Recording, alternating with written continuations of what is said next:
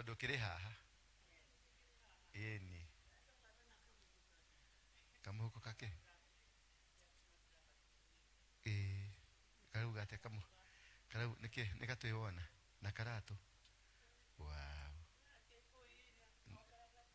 o karia watigeirwo na gakuo kaga na gakuo kega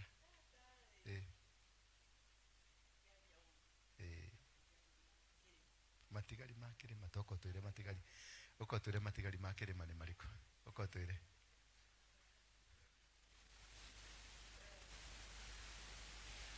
ogera haha ni haha nditiga na andu angene ni ndirakwariria gera haha we so ni ukohota ugukiremwo nikio kire na kanwa na moko gakuhiriria haha kanwa-ini gaka ukarehe kanwa-ini piu mwathani agocwo ringi kaundu kawaigua ndauga ndakaugiria haha o ringi uhoro wa kirima ti uhoro wa itheru kuri mweri 22 ndathire ndari guku na ngithie mucii Mathare riu ri kuri thaa ithano tiga kukaria ndeuga kuri thaa ithano ni ndetirwo ngirwo woi wa Gitau ni ugukwira nyumba mwaki ukinyire gwa hakuhi gwaku nie riria ndaumire uguo ndahuririe kamuhuko kabagi ke haha murango-ini ukichomoka batige nyabeane ndukiheane muno ikwenda ko o maigwe ka hau tu hanini o haria o hau tu hanini nyumba ne yahea no indo cia kirima itinahea abotige ni murona oyo giki ni gitanda giakwa ndakiona kiu riu giki ni gitanda giakwa na ri ithanduku ria nirio riri mutwe-ini wakwa ithanduku riu niho ndaigite tucuka turia ndari natuo kirima na mbica ya kirima uguo ni wahurirwo mbica eni ndakimura mbica na njo mutumia kia eku umuthi ndokite atuhurire mbica turiri mbica ni yaheire mbica ndiaheire nguo ya kirima ni yaheire macuka meri neno ici murona ndi hau niho ndaigite kirima no ici ingi ciothe ithanduku rikihia mwena uyu no haha ndigite tondu na ndakigwo kathakara aria waigite indo cia kirima hatiaheire thengio niguo tukwendaga kumenya ithi waikare thi muhurire irohi Isaiah 61 please ya Kiswahili it is walking in the freedom. Sema walking in the freedom. Siku zote hizi kutoka tarehe 1 tumekuwa na vita vya kutafuta our freedom. We've been fighting for the freedom. Tumepigana na wachawi, tumepigana na warogi, na every system ambayo imekuwa katika maisha yetu tumepigana na tukashida. Na kama haujashida uko na shida. Bwana Yesu asifiwe sana. Kama bado haujashida, ulisha Jeri atakwambia uko na problem. Jeri umeshida? Kabisa. Thank you, hallelujah. The Spirit of the Lord God is upon me. Hallelujah. Nataka tu concentrate leo kama wahubiri na hiyo laini moja. Unajua mhubiri anapanuaga laini moja inakuwa crusade mzima. Bwana Yesu asifiwe sana. The Spirit, nipatie Kiswahili kwa sababu ya shosho naana ananisa kuniangalia na macho baya. Kiswahili, mwambie niwekee Kiswahili. Ama ajui Kiswahili? Mwambie type jina Kiswahili. Bwana asifiwe sana. So the Spirit of the Lord is upon me because the Lord has anointed and qualified me to preach. that the Spirit of God has qualified you. It is not only the Spirit of God ikuwe juu yako, but also ikuqualify to become that vessel that God wants to use. Lazima ukuwe qualified. Na kukuwa qualified, kukuwa hiyo vessel, lazima upitie mapitio ambayo yatakupurify to become the vessel. You cannot become a vessel until you are purified. Hawezi kukua nyungu ambayo ni ya kupika chakula kama nyungu hiyo haijapita katika mapitio ya kuifanya iwe nyungu. Bwana Yesu asifiwe sana.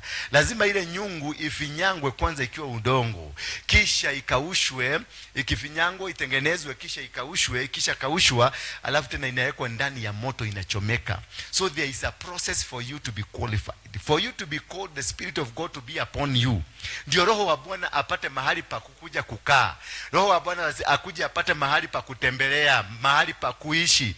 Lazima you have to be qualified. Bwana Yesu asifiwe sana.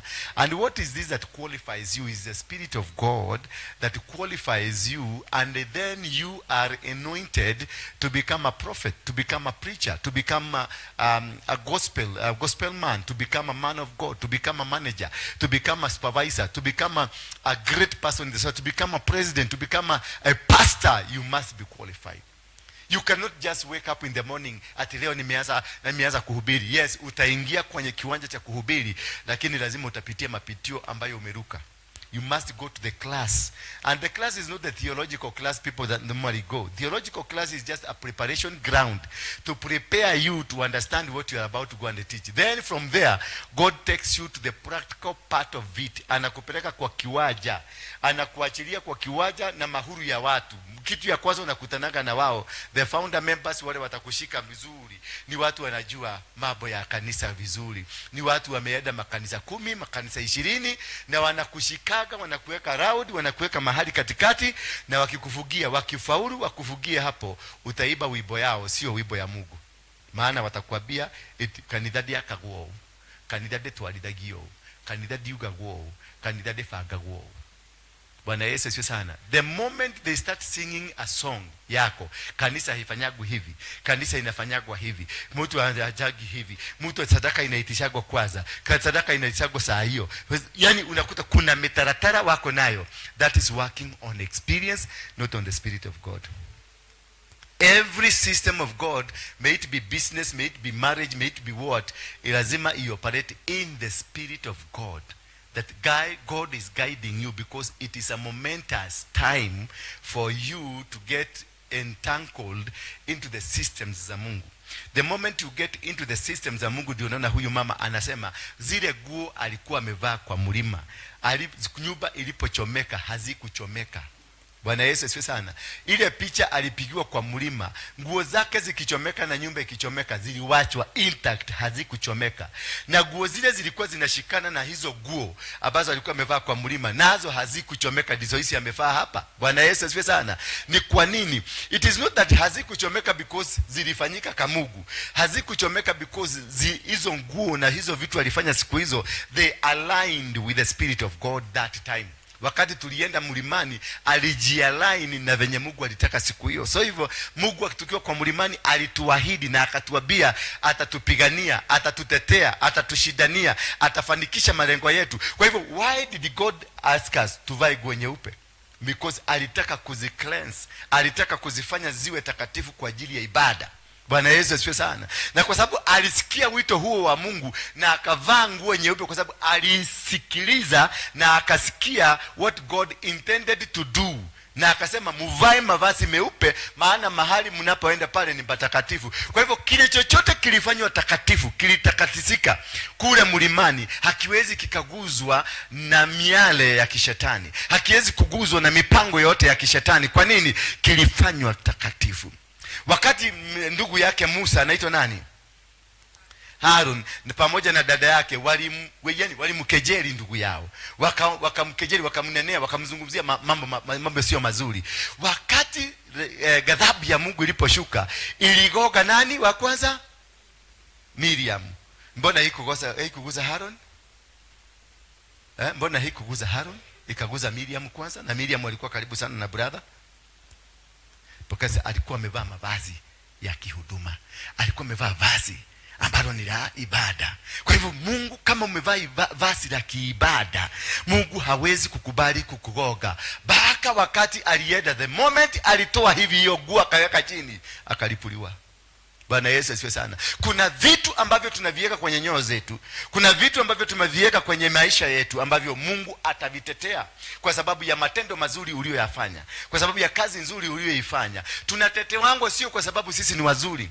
Bwana Yesu asifiwe sana. Tunatetewango sio kwa sababu tunafaa kutetewa ama yani we qualify. We don't qualify to be protected, to be fought for by God. But because of one thing that we did at one point, that is what makes God to come into our life. Because of one thing that we did, that's one thing that God remembers. Kitu kidogo sana ulikifanya. Hezekia akamwambia Mungu, kumbuka kitu kimoja, kumbuka kitu kamoja tu nimewahi kukifanya. Kweli Hezekia labda alikuwa amefanya mambo mengi maovu, lakini kuna kitu kimoja tu alichokuwa amekifanya. Hicho kitu ndio qualified him to be protected and to be added some more years. Bwana Yesu asifiwe sana. So do not look at the character of a person today. Do not look at the character of that pastor today, of that praise and worshiper today, that usher today, that businessman today, that parent today. Don't look at the character of today. Ask God the history of that person, because the history is more important than the character of today. Bwana Yesu asifiwe sana. Kuna watu hapa wamebarikiwa sio kwa sababu walistahili kubarikiwa. Wamebarikiwa kwa sababu wazazi wao walitenda kitu ambacho kimefanikisha kubarikiwa kwao leo. Kuna misingi iliyojengwa na wazazi wetu, kuna misingi iliyojengwa na watu walikuwa hapa awali, na hao watu hiyo misingi walijenga, ndio tunakulia mpaka sasa, ndio inatusimamisha, ndio inatufanikisha, ndio inafanya tukafika mahali tunaendelea.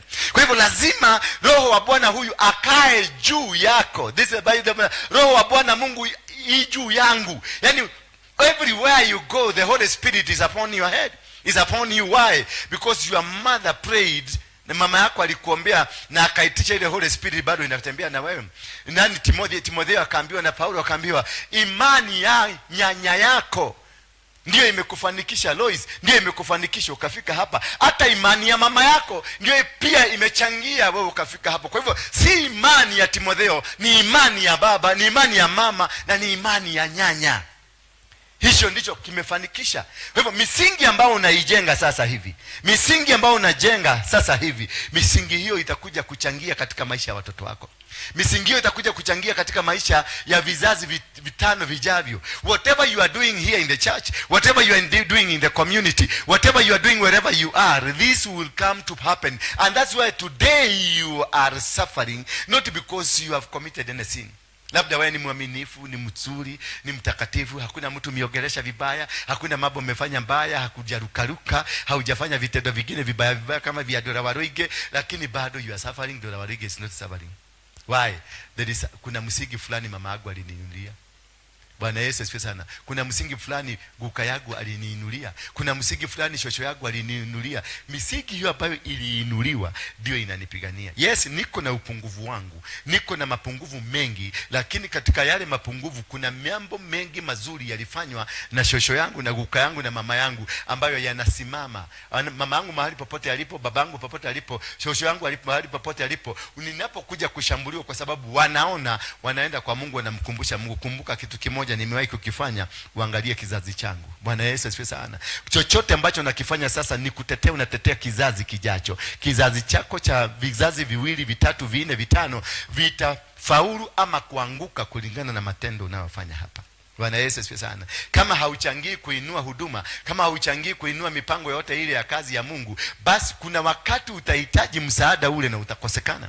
Maana msingi uliopangwa na ulioandaliwa haukufaulu kuweza kukutetea. Misingi ambayo ilijengwa sio misingi ya kufanya ukasimama, sio misingi ya kufanya Mungu akatuma malaika wakuja wapigane kwa sababu yako. Lakini ukiangalia historia ya Abrahamu aliambiwa katika 22 Genesis 22 mstari wa 17, Biblia inasema ya kwamba kwa sababu haukunikataza mtoto wako, kwa sababu haukunikataza, because you did not deny me your son. To bless, I will bless you. Bwana Yesu asifiwe sana. To bless, I will bless you because you did not deny me, because God was testing. Alafu anaendelea kusema nini? Nitabariki kizazi chako, utaongezeka kama mchanga wa baharini ama nyota zile kule mbinguni. Alafu milango ya uovu juu ya vizazi vyako haitafaulu. Kwa hivyo utakuta miaka yote alisema milango ya uovu juu ya kizazi ama vizazi vyako havitafaulu. Kwa hivyo mahali popote wataenda watapiganiwa, wawe wa Kristo wasiwe wa Kristo, wawe wanajua wasiwe wanajua, wawe wapo wasiwe wapo hayupo, wawe wanafanya mazuri ama mabaya, watapiganiwa, watatetewa. Ndio unaona lineage yote ya Abrahamu, ukuje kwenye Isaka, ukuje kwenye Yakobo, ukuje kwenye Daudi, unakuta wanafanya maovu lakini Mungu anawapigania. Wanasimama na njia ambazo sio nzuri lakini Mungu anawapigania. Kwa nini? Kuna msingi thabiti ulioundika, uliojengeka katika nani? Katika mioyo zao na katika lineage yao. Na ndio Bwana anasema roho ya Bwana Mungu juu yangu, kwa sababu Bwana ameniitia mafuta niwahubirie wanyenyekevu habari njema. Sio watu wote wanahubiriwagwa, si watu wote ni wanyenyekevu peke yake. Not all people we preach to. Bwana Yesu asifiwe sana. Kuna mko hapa wengine si wanyenyekevu, wengine ni mang'aa, wengine ni wakora. Kwa hivyo neno ambalo nalizungumza hautalielewa. Nitahubiri lakini hautalielewa. Wakati wa kukombolewa ukikuja, watu watakombolewa lakini wewe utawachwa, hautakombolewa, maana you are not part of what God has sent me to come and preach. Because he's saying, amenituma niwahubirie wanyenyekevu habari njema. Muulize mwenzako, wewe ni mnyenyekevu ama ni mkora? Haleluya. Turudishie tu hapa hata kama hapa kupendezi sana. Habari njema. Amenituma ili kwa tibu waliovunjika nyoyo. Bwana Yesu asifiwe sana. Kwa hivyo kuna wanyenyekevu na pia wengine ni nini? Waliovunjika nyoyo zao, walioumizwa, waliopigwa vita vya kiroho, waliopigwa vita vya kimwili, waliopigwa vita vya kibiashara, waliopigwa vita vya kindoa, waliopigwa katika maisha yao, wamesukumwa mpaka wakafika mwisho. Hiyo ndio habari njema ambayo nimetangaza ama nimetumwa nikuja niwatangazie. Kwa hivyo ninapohubiri, kuna mtu nahubiria ambaye moyo wake umevunjika. Bwana Yesu asifiwe sana.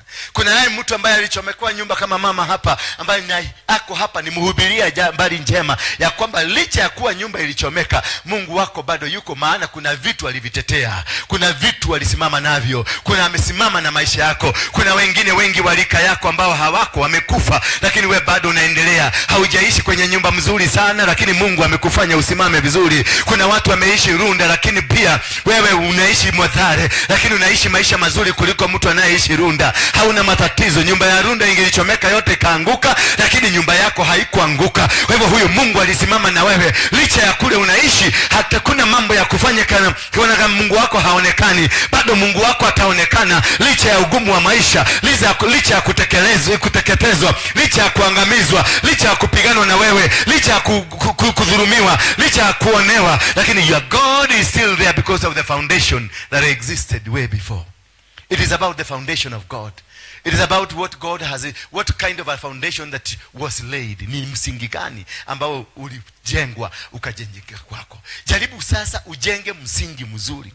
Kuwa na mahusiano mazuri na ile kazi unayofanya. Kuwa mahusiano mazuri kama umeajiriwa kazi, kuwa na mahusiano mazuri na muajiri wako. Maana pia watoto wako watakapoajiriwa, kutakuwa na mahusiano mazuri juu ya watoto wako. Bwana Yesu asifiwe sana. Kuwa na mahusiano mazuri na yule anayekulinda, na anayekutetea, yule anayekupigania katika misingi ya kiroho na maisha ya kiroho. Maana wakati mwingine ujao utahitaji msaada wa kiroho, na kwa sababu ulitetea Mungu, ulifanya kazi nzuri ya Mungu, ulisimama na njia mzuri ya Mungu, naye Mungu akajidhihirisha, na atajidhihirisha wakati utakuwa na mhitaji. Bwana Yesu asifiwe sana. Katika kitabu cha Zaburi 41 na Biblia inasema ni wale ambao wanaosimama na wanyonge, naye Mungu atasimama nao wakati wa unyonge wao.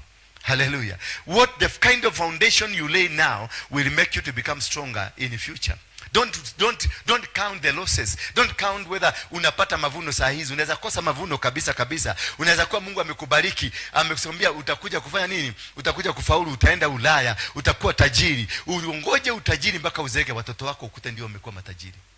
Bwana Yesu asifiwe sana. Ukuta watoto wako ndio wenye makampuni makubwa. Watoto wako ndio wenye busara kubwa. Watoto wako ndio watakuwa kuwa president. Maana bibi ya Ruto, mamake Ruto hakukuwa president, babake Ruto hakukuwa president, lakini baba yake aliahidiwa katika kizazi chako kutakuwa na mtoto atakayebarikiwa. Haleluya. Kwa hivyo mbingu inajua, inasema wewe baba umebarikiwa, lakini kumbe baraka haitakuja kwako. Wewe ni kuzaa, ulizaa baraka. Itakuja kuzalika na kuinuka kwenye kizazi chako. Utakuta kwenye kizazi cha 4, kizazi cha 5 ndio kuna simama mtu ambaye anafanya familia inasimama.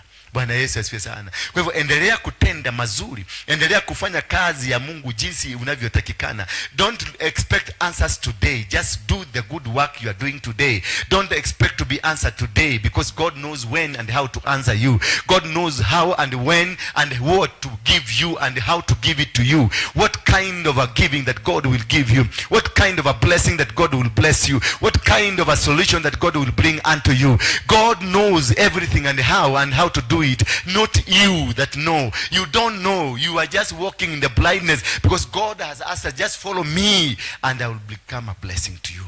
Bwana Yesu asifiwe sana. Wana wa Israeli walipoanza safari, they didn't know where they were going. They were just told to go. When Abraham was to be blessed, he was told to get out of the comfort of his father and walk out and go to a land that is going to be blessed.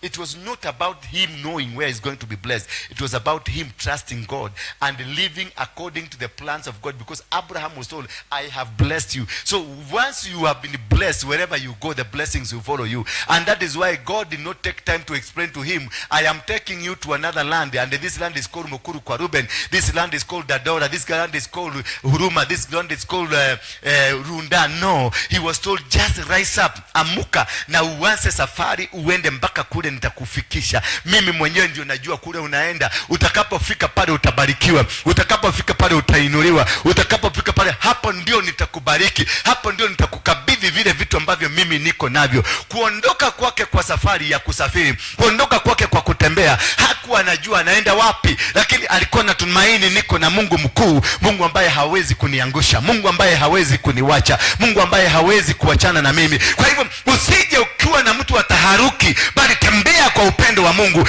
tembea kwa imani ya kwamba this God is with you, this God will walk with you. Ameniita ili kuwatibu waliovunjika moyo, kuwatangazia mateka huru. Yani kuna watu wameshikwa mateka na familia, kuna watu wameshikwa mateka na injili, kuna watu wameshikwa mateka na dini, kuna watu wameshikwa mateka na biashara, kuna watu wameshikwa mateka na watu wa kwao, kuna watu wameshikwa mateka na maeneo, kuna watu wameshikwa mateka na umaskini, kuna watu wameshikwa mateka na wachawi na warogi. Sasa nimekuja kukutangazia kwamba waka huu kuwatangazia mateka huru, wataachiliwa huru.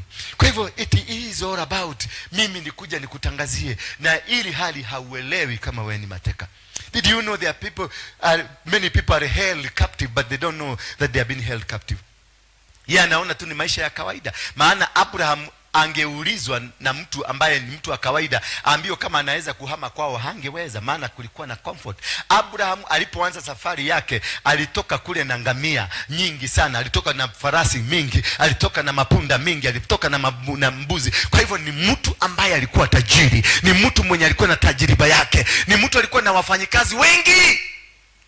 Lakini aliambiwa na Mungu, anza safari. Huyu ni mtu alikuwa established, alikuwa amejenga, alikuwa na makao yake, alikuwa na foundation yake, alikuwa na misingi yake yote ilikuwa tayari imejengeka. Lakini Mungu akamwambia, anza safari mpaka uende ile nchi ambayo nitakupeleka. Kitu cha kwanza ambacho nitakukadhabisha ni ya kwamba hakuambiwa unaenda wapi. Ili uko na ng'ombe, uko na ngamia, uko na mbuzi, uko na punda, uko na kila kitu uko nacho, uko na mke, lakini unaambiwa uondoke uende bila kuambia kule unaenda. Just imagine ukiambia mama Mugekoyo kama Roda pale, waambie mama Mr. Dewa kuja mwambie, sasa tunaondoka tunaenda. Anamuuliza tunaenda wapi? Sijui, Mungu ameniambia tuende. Sasa Mrs. Roda Mrs. Dewa atamwambia namna gani? Mutheka wanyu akigea guthukira, ni nini umekunywa kikahua karibikia? Yani unataka kuniambia haujui kule tunaenda? Ni ndaigua thauti ya Ngai yanjira atiriri, tukire tuthie muthe, tukire tuthie ku ng'ombe nacio tugutwara ku. Bolito gutwarako. Tunapeleka wapi hizi makondo? Tunaenda kulala, tutakuwa tukilala wapi? Ama tunaenda unajua hiyo plot unajua iko wapi? You know nothing about where you're going. But you have the faith in you because you have been grounded on the faith of God. And this is what will make you become successful. This is what will make you win every battle. It is not the result that you are waiting tomorrow. Don't wait for the result. Wait for that moment of God when he strikes, when he will come and tell you, wake up now, rise, answer safari. Where? To a place I'm going to bless you. Because God had heard the prayers of Abraham. God had heard the prayers. He had known that this man, I want to use him. Nataka kumtumia kuwa vessel. Kuna mtu hapa Mungu anataka kumtumia kama vessel. Kuna mtu hapa anataka kuinuliwa kwa misingi mikubwa. Kuna mtu hapa anataka kupelekwa kwenye mataifa. Kuna mtu hapa anataka kuinuliwa biashara yake. Kuna mtu hapa ndoa yake imetengenezeka. Kuna mtu hapa maisha yake yamebadilika. Lakini kule maisha imebadilishwa hauelewi ni wapi. Lakini Mungu amekwambia nimekubadilishia maisha. But where maisha inabadilishwa you don't know. What imechangewa haujui. Bali unapelekwa haujui. God na Mungu anakuambia I'm going to give you promotion. But even the job hauna. Hicho cha kupatiwa promotion hauna nacho. But you are being promised on something that is not existing. Because God has a good plan. He says, I've got a good plan. A plan not to destroy you. I have a plan to make you great. A plan for you to be successful. A plan for you to win. And even there was nothing attached to the plan. Hakuna architectural plan. Hakuna kitu chochote ambacho kinaashiria kuna plan. Hakuna kitu chochote ninasema there is this plan. Yani it is hollow. Ni kinyumba umepatiwa kinyumba kama hiki. Alafu naambia na Mungu I will make you great. Remember when God was speaking to Abraham, akamwambia kizazi chako kitaenda kwenye utumwa wa miaka 400. Alikuwa anatafuta mtoto. He was looking for a baby. But akaambiwa kizazi chake kitaenda kwenye utumwa wa miaka 400. He didn't have a baby. So he even did not ask God, how now? Because he didn't have anything to pray against. Because had he had a baby, angeambia Mungu hapana, kizazi changu hakitaenda kwenye utumwa. Nimekataana na utumwa. Lakini kwa sababu hakuwa na kizazi. And this is why many people are suffering. Because kuna maneno yalinenwa juu yako. Na kwa sababu haukuwa na hicho kitu kimenenwa, you never find it relevant for you to cancel. Ulikubaliana tu because it was not existing. Kumbe imeandikwa in the spiritual realm, imeandikwa ya kwamba hicho kitu kitakuja kufanyika. It is very important for you, whatever that is spoken to you, you just say or you confirm it or you counter it. Because once it has been spoken, it has been registered. And what has been registered in the spiritual realm, it will come to happen. It will come to haunt you or it will come to be a blessing. Then he was told, your generation itaingia kwenye utumwa wa miaka 400. Hallelujah. He didn't have a baby. He didn't have a generation. He didn't have a hope of a generation. Apart from the wife that he had. Apart from the wife peke yake mwenye alikuwa naye na mambusi na ng'ombe. Hakuwa na hope ya kukuwa na mtoto. Maana alikuwa shaluzi. The man was becoming older and older. And the baby was not coming. But God had a mission. Had a purpose. Huyu Mungu ako na purpose of your life. Ako na reason with your life. The situation you are in today will not dictate what you are going to become. Hallelujah. Maybe you are in your crashing moment. Maybe wakati huu ndio unakrashiwa. Maybe ndio unafinyangwa vizuri. Ndio chombo kizuri kitoke kwako. Saizi ndio unatengenezwa. Ukiona hiyo nguo umevaa, kwanza kabisa ni threads, ni vitu vilitengenezwa kama nyusi fulani zilitengenezwa. Na kule zile nyusi zilitoka ni mbuzi ama kondoa alinyolewa ndio nyusi zenyewe zipatikane. Ama wengine wamevaa nguo ambazo zina makonge. Zingine wamevaa nguo ziko na cotton. Na hiyo cotton ilitengenezwa ni nyusi fulani zilitoka kwenye mmea fulani ambao mmea huyo ulipandwa ukamea ukakaushwa kisha ukapelekwa kwenye industry ukatengeneza nyusi zile. Bwana Yesu asifiwe sana. You have to be prepared. You have to be organized. You have to be made the vessel that God wants to use you. Don't worry the situation you are in. Do not worry the situation you are in. Walk in the presence of God and God will always reward you. God will never forsake nor leave you. He said so. And even if you walk in the shadow of what? The valley of death, God will still walk with you. It doesn't matter what kind of a situation you are in. It doesn't matter how they said you are, what you are, and how this thing will become. These things will not become, or these things will be there for you to be sharpened. Because there is a way that God will use you. There is a way that God will use the environment around you. Anatumia environment, anatumia watu, anatumia wanyama, anatumia miti, anatumia mawe, anatumia mbao, anatumia hata kila kitu. Bwana Yesu asifiwe sana. hata wewe umekuliwa na chawa, hata wewe umekuliwa na bed bugs, hata wewe umekuliwa na dutu. The God allowed that zikakuja, maana dutu ziko hai. Kwa hivyo kitu chote kiko hai kinamjua Mungu. Before dutu zikuje kwa mguu yako, zilikuja baada ya kuomba ruhusa, na zikasema tunataka kwenda kuingia kwa yule mtu wako, tunaenda kukaa naye. Mungu akakubalisha, because there is a testimony unataka kuandika. Kuna testimony Mungu anataka kuandika juu yako. Siku moja ukikuwa CEO wa Equity, ukikuwa CEO wa Safaricom, ukikuwa CEO wa kampuni kubwa, utakuwa ukisema there is a day nilitoa dutu kwa miguu yangu. There is a day nilikuwa was jiga invested. Nilikuwa nimekuliwa na hata chawa. Nilikuwa tunalala tunakuliwa na bed bug. Tualalaga tutarekanya mugakoria. No gayoyo ni uratuma muthi utotwarithie ndege. Gayoyo ni uratuma muthi utotwarithie Mercedes. Gayoyo ni uratuma jeto CEO. The same God who watched over you as you are down, the same God will watch over you as you are coming somewhere. God is going to bless you. God will lift you as we get into the new year, January. I want to confirm this to you today, that your life will never be the same again. As long as you heard the voice of God, rise and go. You did not question God, where am I going? You just rose up na ukaanza safari, that you are walking in the successes of God, walking in the plans of God, walking in the systems of God, doing what God wants you to do at this moment. Just do it. If God has just asked you, just do it. Kaa hivyo Mungu anataka, because he is preparing you. He is walking you through the park so that uweze kutangazia watu, kuwatangazia mateka huru wao, na hao waliofungwa kuwatangazia nini? Kufunguliwa kwao. Kwa hivyo hawa kuna watu walifungwa, na walifungwa na nini? Walifungwa na familia, walifungwa na maneno, walifungwa na madhabahu yaliyoinuliwa, walifungwa na maeneo, walifungwa na matambiko. Lakini Mungu amesema mwaka wa watu hawa kufunguliwa umekuja. Maana mwaka wa 2025 ulikuwa mwaka wa kufunguliwa. Tunapoingia kwenye 2026 ni mwaka ambao utatembea katika njia za Mungu, tutatembea kwenye baraka za Mungu, tutatembea kwenye nia za Mungu, tutasimama kwenye mipango ambayo Mungu amekupangia. That you are not going to cry anymore. You are not going to shout anymore. You are going to eat and sit down and eat and see the greatness of God. Akamwambia Jehoshaphat, what you need to do, just sit down and see the deliverance I'm about to bring to you. 2026 is a year of deliverance. 2026 is a year of sitting and eating and seeing the greatness of God. God will show himself to you. He will reveal himself to you. 2026, it's a year of revealing. Ni Mungu anakuja yeye mwenyewe. Atatembea na wewe mwenyewe. Atajidhihirisha kwako, maana ulikaa kwa mapenzi yake. Haleluya. Roho wa Bwana wa Mungu yuko juu yangu, kwa sababu Bwana ameniitia mafuta niwahubirie wanyenyekevu. Kama ulikuwa mnyenyekevu, basi ni kumaanisha for God to bless you there is a condition. Bwana Yesu asifiwe sana. It is not in vain. How obedient were you?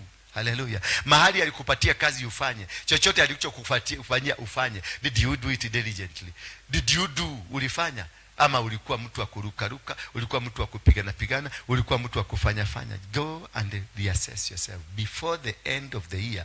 If there is places you made a mistake, mend your ways, because there is a Mungu amefungua mlango wa huruma. Bwana Yesu asifiwe sana. Amefungua mlango wa huruma. Kwa hivyo kuna wakati wa kutubu, kuna wakati wa kurudi kwa Mungu. Kwa hivyo kama kuna kitu unaona you did not do it right, naweza utarudi tu kwa Mungu, mwambie I did not do ABCD. I know it is you who spoke to me. I know it is you who directed me on this, but I did not do it. Why? Because I didn't understand. Abraham wakati aliambiwa wewe peke yako na mke na watoto na ng'ombe zako uondoke, usiondoke na mtu hata mmoja, uondoke peke yake na ng'ombe zako na mke wako. Lakini akafanya dhambi ambayo ilichangia vita zake. Akafanya dhambi moja ambayo ilifanya akateseka sana, kwenda na mtoto wa nduguye, maana alikuwa na huruma. Kwa hivyo kuna vitu ambavyo tumefanya kupitia kwa huruma. Kuna watu tumesaidia kupitia kwa huruma. Kuna kazi ambayo tumefanya kupitia kwa huruma. Kumbe huruma hiyo ilikuwa haihitajiki, maana God was dealing and was to deal with you alone, not with your family, not with what you've been moving around. Kwa hivyo kuna huruma zingine ambazo hazihitajiki. Kuna mipango mingine mengine tunafanya ambayo haihitajiki. Maana God want to speak to you. Anataka kuongea na wewe ukiwa peke yako, lakini wewe umechukua watu, umebeba na wao, umeenda kutembea na wao ukisema ni watu wangu, ni washirika wangu, ni familia yangu, ni ndoa yangu, ni mke wangu. But God did not want them to be with you. He wanted you alone because he want to speak to you alone, because the mission he is giving to you is your own mission, so that you can be able to lead. Akachukua kamtoto kao kanaitwa Lutu, akatembea na Lutu akifikiria anamfurahisha Mungu, kumbe alianza kumkasirisha Mungu. And this is what caused him to suffer from day one until the day aliwachana na Lutu. Sasa wakati aliachana na Lutu, immediately the day he left Lutu, na akaambia Lutu, niondoke, ondoka uende kwingine, ondoka uende mahali kwingine, choose where you want to go, choose whatever that you want to take, go away from me. That very day the eyes of Abraham opened. Kuna watu wako kwenye maisha yako lazima uwadrop. Kuna vitu viko kwenye maisha yako lazima uvidrop. Kuna kazi iko ndani ya maisha yako lazima uidrop for your eyes to be opened, because kuna vitu vililetwa kwako, kuna biashara ililetwa kwako, kuna watu waliletwa kwako, kuna huduma ililetwa kwako, kumbe ilikuja kukugeuza ikakuondoa where you are supposed to be. Maybe you are called to become a pastor, na wewe umeenda kwa kiwanja kukua muinjilisti. Maybe you are called to become a prophet, umeachana na prophet, you want to pastor in the church. Maybe you are called to become a mechanic, kumbe ukakuwa secretary. Maybe you are called to do business and ukaachana na business ukaenda kuajiriwa. These things will not work until you drop them, until you say no to them. That is the time the eyes will open. Bwana Yesu asifiwe sana. Labda uliambiwa usifungue kanisa ukue muinjilisti, uzunguke Kenya mzima, uzunguke East Africa, uende Africa ukatangaza neno, lakini ukaona ni vizuri ufungue kanisa maana kanisa iko na pesa. Ukaona ni vizuri ufungue kanisa maana unataka kutabiria watu ndani ya kanisa. Naye Mungu anaondoka. Unafanya kazi ya Mungu lakini Mungu hayuko male. Hallelujah. Unafanya kazi ni ya Mungu, but you are wrong. You are not in your office. Until you go back to the office, until you go back to where God called you, then nothing will happen. Even if you preach, no matter how you are going to sing, no matter how you are going to prophesy, no matter how you are going to do anything, as long as you are not in your office, God will never bless you. You will never receive the blessing, because the blessings that God is releasing to you is a blessings according to the calling that he has called you for. And if you are not in the calling, the blessings will not come, because in the office you are in, there is nothing that is associated with our office. Bwana Yesu asifiwe sana. So ni vizuri ujiulize, labda uliolewa na kimwanaume kizuri, unaona ni mwanaume tall, dark and handsome, lakini this was not your man. And therefore, if he was not your man, then this marriage will not be blessed, because when a woman comes from the mother and the father, and the man comes from the mother and the father, they become one. They join and they become one. So any blessing that will come not in two. Any blessings of a family do not come in two, it comes in one. Because ni nini kinaonekana? Ni mwanamume wameshikana na mke wakafanyika kitu kimoja. So the channel is one. But now when you are not your man, this is not your man, this is not your woman, na mumeshikana pamoja, sasa mnatembea pamoja, you will never become one. So you create two channels, meaning the two channels will not receive the blessing of one channel. Bwana Yesu asifiwe sana. Umeingia kwenye huduma kama hii, haujatumwa hapa. Ulitumwa uende huduma Nakuru, na ukakuja ukakaa hapa na ukaambiwa baraka zako zitakuja ukijoin kwenye huduma ambayo Mungu amekuita. And then you join to stay here in Nairobi because instead of Nakuru. The postcode from heaven knows Nakuru, does not know Nairobi. Kwa hivyo vitu zako zitatumwa Nakuru, hazitatumwa Nairobi. Na sasa hapa unahangaika ukiwa Nairobi, kumbe vitu zako zimefika Nakuru and nobody to pick them. Ndio unaonanga watu wanakuja wanakuambia na kuomba unipatie 100,000, na kumbe kuangalia hivi wewe unaonekana you are a billionaire because vitu zako zote ziko Nakuru zinakugoja. But you are here suffering. Una mtu anakuambia nipatie 1,000,000, unamwangalia ni kama sanamu, maana hata tikiti ya kwenda nyumbani hauna. But in the spiritual realm you are a millionaire. Why? Because you misplaced. The moment you misplace the placement of God, then God will not come. Hata kuja kukuita atakwambia kuja sasa tukushike mkono, kuja tukupeleke vitu ziko Nakuru. You will be left there and you will stagnate there until you say no. Bwana Yesu asifiwe sana. Yule mama alikuwa anafuata kitabu cha Matendo ya Mitume 16:16.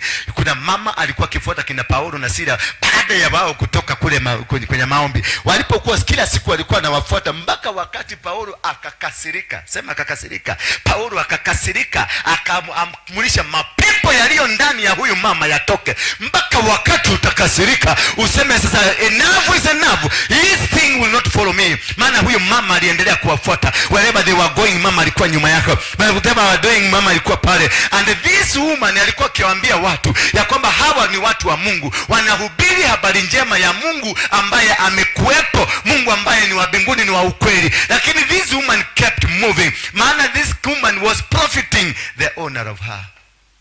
Until Paulo akafika mahali akasema enough is enough.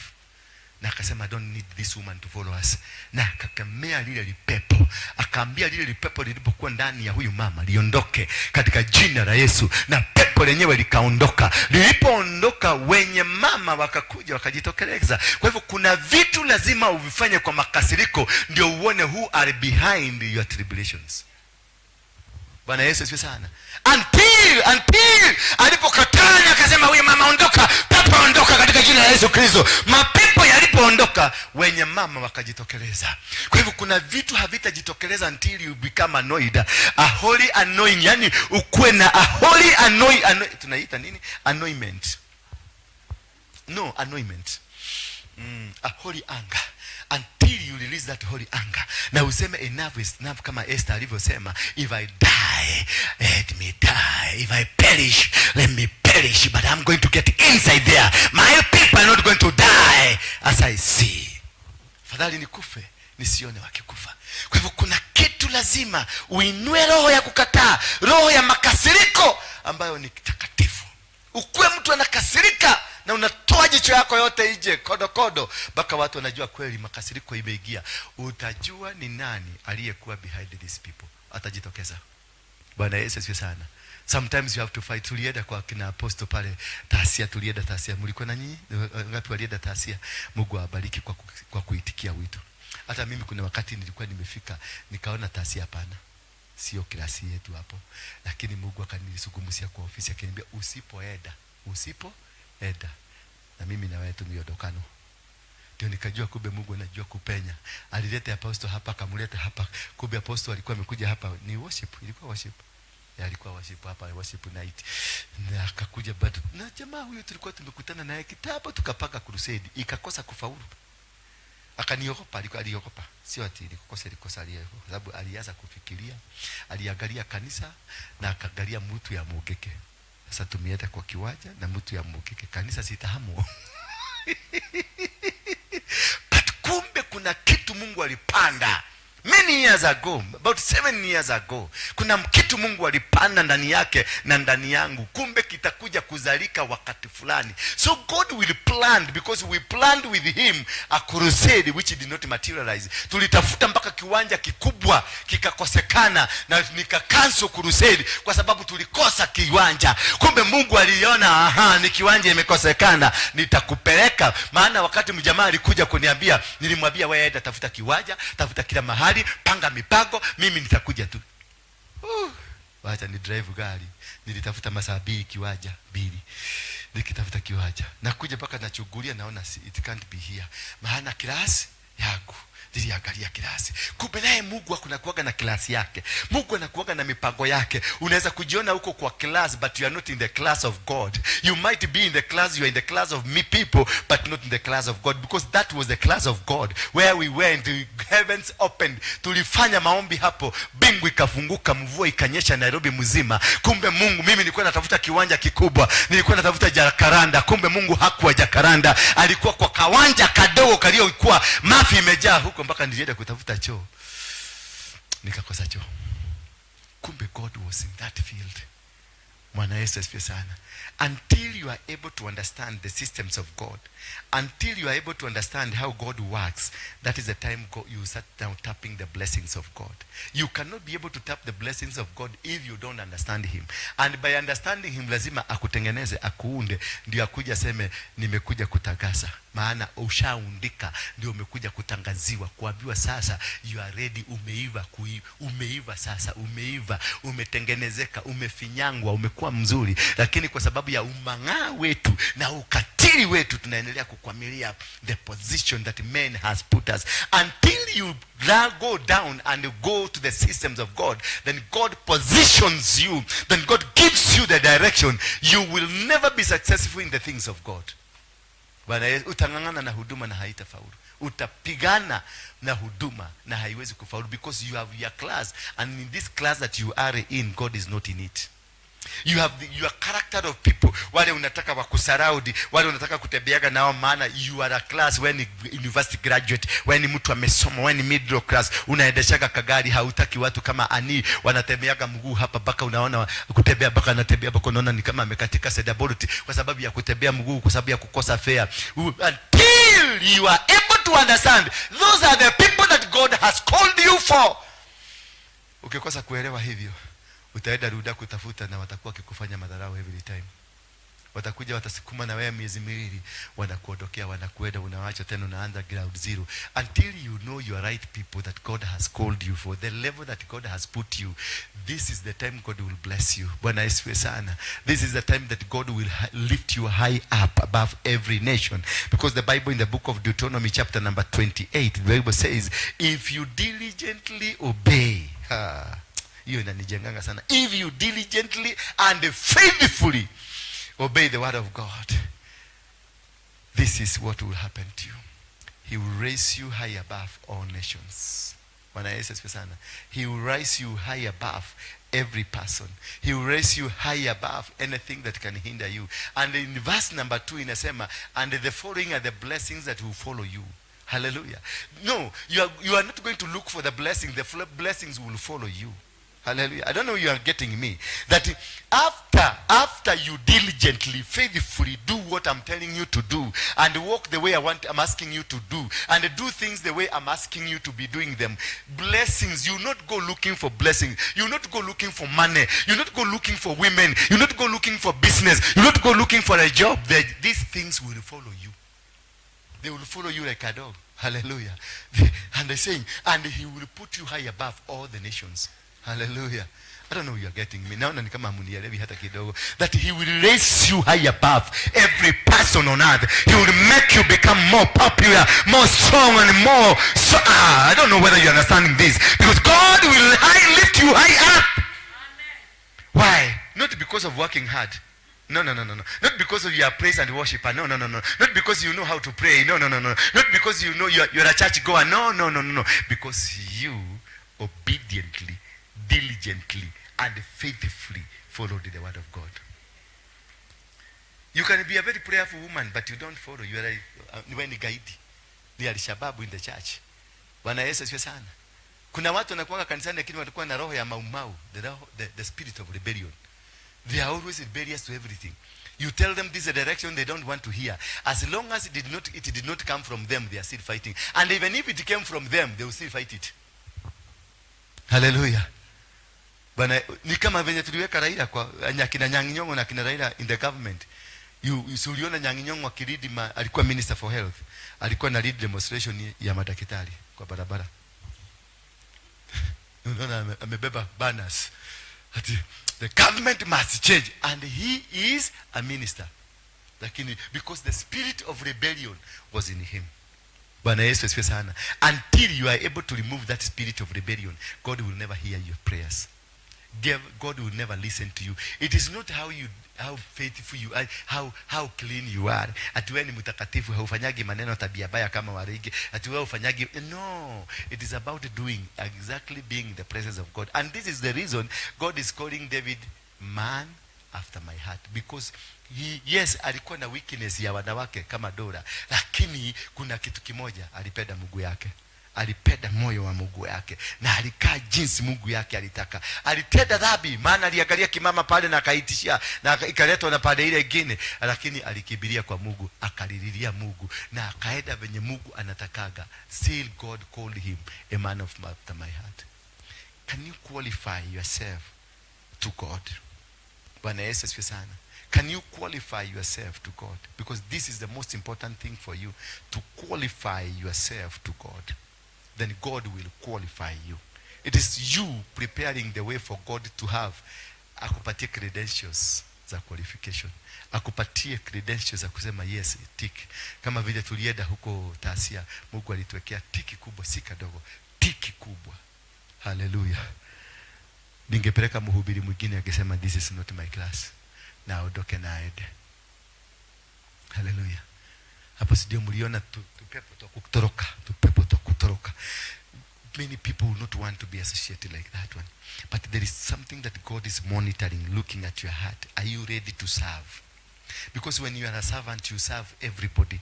You serve humanity. You don't serve classes. You don't serve people that you went to school with. You don't serve the people that you think are of your class. You serve humanity. And God can bring anybody to you, can bring any person to you.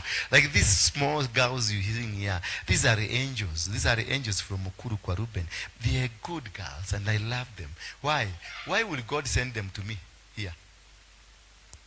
Kanisa tugine tugieza kuangaliwa na security pale, tuanze tuseme tuangaliwe more especially wametoka wapi. Sasa calculation ingekuwa mtu mmoja akae na wao awaangalie. Wasikuwa wamekuja kuiba. Wataiba simu, wataiba kitu kidogo, wataiba kufanya kidogo. But God just brought them here and they are so comfortable. They are enjoying the preaching. Ushakutana na mtoto wa Mukuru amekaa chini akienjoy preaching? Very rare. Very rare. Saizi wangekuwa kiruka huko nje, wakifanya vituko huko nje, na wewe unaweza kufikiria hawa ni watoto, kumbe ni wamama. Bwana Yesu asifiwe sana. And this is why God is bringing them to us, so that we can nurture them. Hallelujah. Ama si kweli? Is that true? Thank you. God bless you. Tusimame kwa miguu yetu.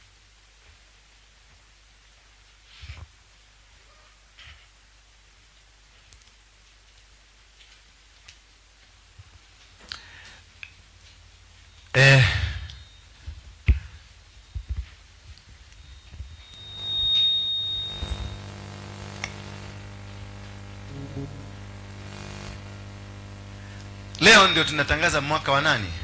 Kutangaza mwaka wa Bwana uliokubaliwa na siku ya kisasi cha Mungu wetu. Kuwafariji wote waliao. Kuwafariji wote fanya nini? Waliao. Wekelea sadaka yako kwenye madhabahu hapa. Na umwambie Mungu, niko tayari kufunguliwa, niko tayari kukutumikia, niko tayari kutembea na wewe. Naomba msamaha kwa yote ambayo nimefanya mwaka mzima ambayo sio mazuri. Labda ulinituma nikafanya kazi fulani na sikuifanya. Uliniambia nifanye jambo fulani na sikulifanya. Bwana, nimekuja mbele zako leo kutubu dhambi hiyo. Nimekuja kufunguliwa kwenye minyororo ya shetani. Nimekuja kufunguliwa kwenye mikataba shetani aliyoifanya. Nimekuja kufunguliwa kwenye nia mbovu shetani aliziinua katika maisha yangu. Nimekuja kufunguliwa kwenye mipango yote, maneno yaliyozungumzwa juu yangu ama maneno ambayo niliyoyasema juu ya watu wengine. Baba, ninawafungua wote niliofunga. Ninawafungua wote ambao wamekuwa mateka. Baba, angalia kuna wengine ambao niliwakamata. Nilipowakamata niliwafanya wakakuwa kama ni matumwa wangu. Wengine nilionena maneno maovu, maneno magumu, maneno yasiyostahiki kwao. Baba, siku ya leo nimesimama kama mtumishi hapa kufungua kila chochote, kiumbe chochote kilichofungwa na watu wa dunia na miundo misingi ya dunia, maeneo ya kidunia, wanyama wala madhabahu yote ambayo yaliyotumika kuwafunga. Ninawafungua katika jina la Yesu Kristo. Ninawafungua katika jina la Yesu Kristo. Ninafungua minyororo iliyowafunga ya miguu, minyororo ya mikono iliyowafunga, minyororo ya midomo iliyofunga, maroho ambayo yamewafunga, yote ninawanasua na wafungua kutoka kwa minyororo ile. Ninakatakata na kuangamiza ngome zote ambazo zimetokana na maroho ya familia, maroho ya wazazi, maroho ya maeneo, maroho ya vizazi vilivyokuwa mbele kule nyuma. Akina babu zetu ambao walikuwa wachawi, babu zetu ambao walikuwa warogi, babu zetu ambao walikuwa kwenye maumau waliomwaga damu, babu zetu ambao walikuwa homecard ambao waliuza wengine na wakawaua wengine, mababu zetu waliotenda maovu, mababu zetu walionyang'anyana, mababu zetu ambao walihusika kwenye maovu ya kingono, waliofanya usherati, babu zetu ambao walisimama na wakaabudu mifano, wakaabudu sanamu. Baba, ninafungua hawa watoto, ninajifungua, nafungua watoto wote kutokana na vitu vyote vile wanaweza kuwa wamefungwa, vifungo vya aina vyovyote vile ambavyo vinaweza kuwa vimewafunga vya kizazi. Bwana, ulifungua nyumba ya Joash. Wana wa Israeli walikuwa wamefungwa kwenye madhabahu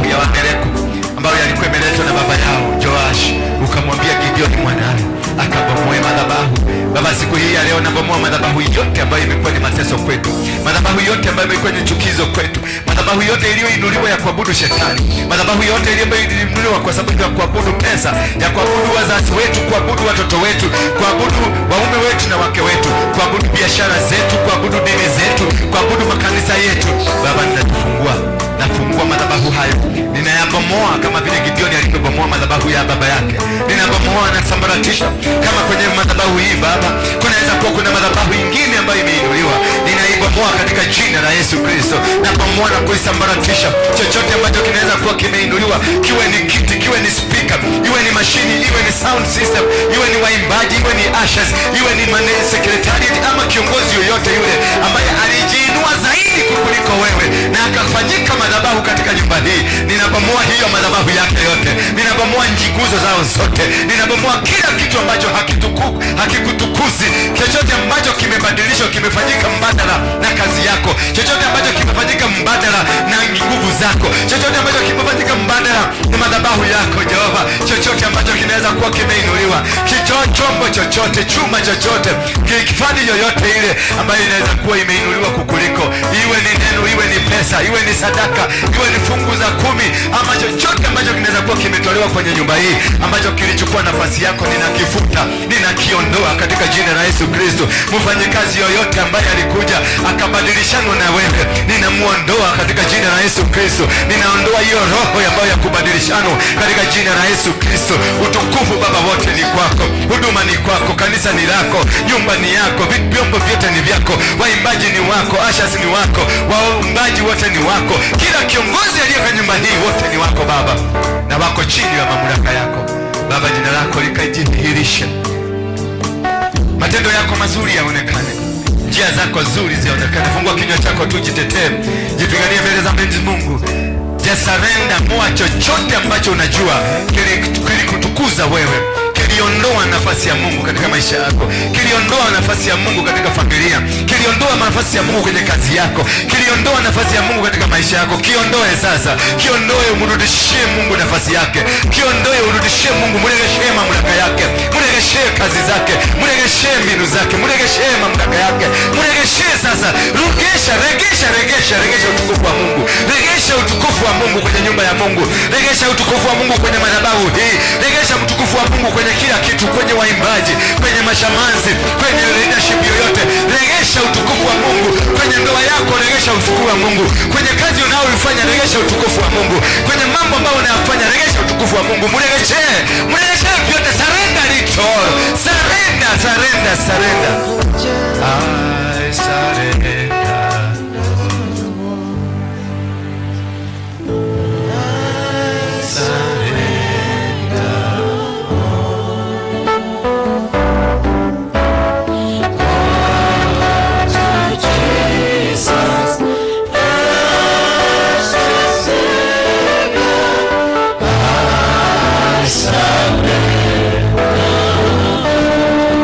To Jesus, surrender everything, surrender your life, surrender your life to Jesus, surrender your business to Jesus, surrender your ministry to Jesus, surrender your husband to Jesus, surrender your wife to Jesus, surrender your children to Jesus, surrender your altar to Jesus, surrender everything. Oh, surrender it to Jesus, surrender it to Jesus, surrender. He's here to declare you. He's here to declare. He's here to declare. He is here to bless you. He is here to lift you up again.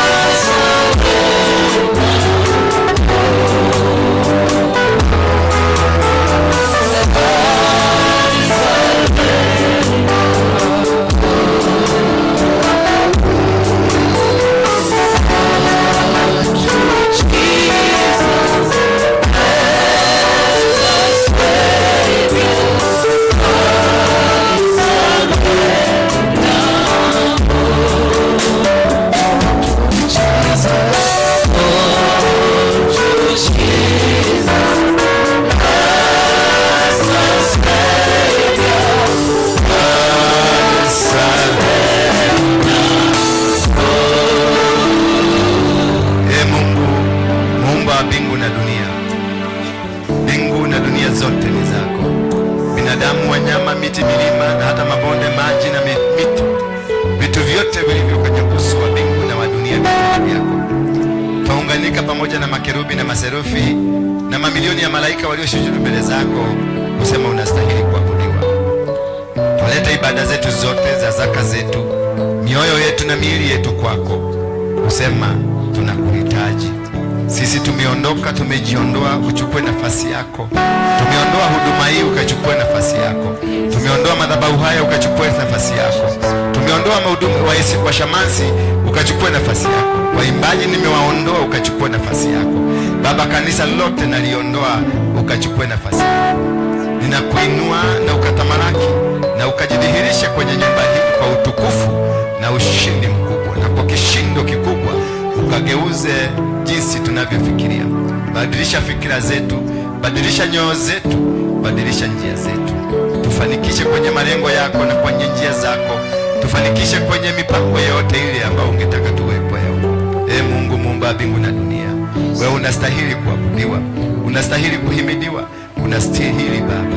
Hakuna mwingine kama wewe, hakuna aliye na uwezo kuliko wako. Mamlaka yote ni yako. Wewe uliumba tu kwa kinywa chako vitu vikafanyika.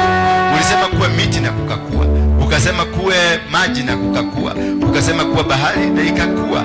Vyote ulivitaja tu kwa kinywa chako, na hata mimi najua sasa unaenda kutaja neno moja ambalo litabadilisha mtu yote aliye katika nyumba hii, ambaye litabadilisha mtu yule ako kule nyumbani anayetutazama.